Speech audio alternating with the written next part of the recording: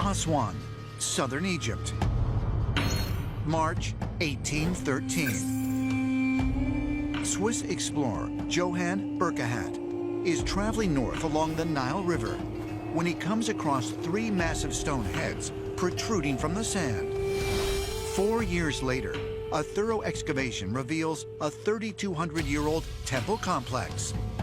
The Abu Simbel Temple, as it is now known, contains some of the largest stone statues ever constructed in the ancient world. In 1244 BC, the Egyptians built in a mountain an incredible temple complex devoted to Ramses the Great. These statues are colossal. They're 64 feet tall, and the Egyptians would visit Abu Simbel, and they would see their king, their pharaoh, as this great godlike being in his perfection. And people would understand that their king, their pharaoh, was in fact a god incarnate. In the 1960s, the temple was carefully dismantled and moved to higher ground to make way for the Aswan Dam. Engineers overseeing the relocation efforts paid particular attention to assure that both the geographical and astronomical alignments of the original site remained intact. Twice a year, on February 22nd and October 22nd, the dawning rays of the sun pass through the temple entry. The light travels 185 feet through a great hall of stone giants, and for 20 minutes shines directly upon the carved statues of the Egyptian gods Amen, Ra-Heraktates, and the pharaoh Ramses II, located at the end of the temple. These colossal stone statues serve more than just an artistic purpose, more than a political purpose. That purpose, we're told, centers around the idea that these colossal statues are transmitters. They're utilized as a mechanism of drawing down cosmic energies, cosmic forces that then can be emitted into the surrounding area.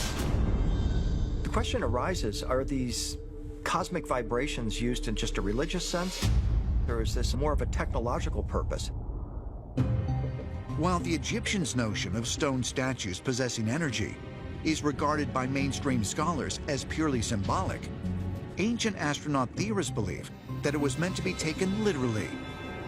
And they suggest evidence can be found by examining similar ideas held by other civilizations throughout the ancient world.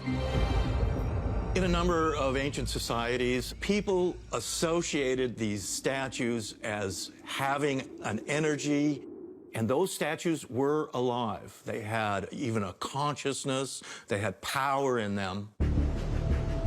Some of the best-known giant statues in the world are the Moai heads that we find on Easter Island, that were actually utilized by the Easter Islanders as a conductive mechanism for drawing down manna, spiritual power. We found that in Copan. Probably Göbekli Tepe is the same idea, that these colossal stone statues are more than just statues. Is it possible that ancient stone statues found throughout the world were built to serve a technological purpose? While the idea may sound far-fetched, geologists point out that stone is not as lifeless as it might appear. Rocks and us are made of the same exact thing, matter, and all matter vibrates. It all has a frequency. It all has energy. When you look at a rock, it's not just a plain inanimate object. It actually has tons and tons of different types of minerals in it. And these minerals are like a recipe in a cake mix. They can be all different types of things. Mother Nature has her own cookbook, so to speak. Stones give you a different feeling. I mean, some stones will feel warm. Some will feel cold.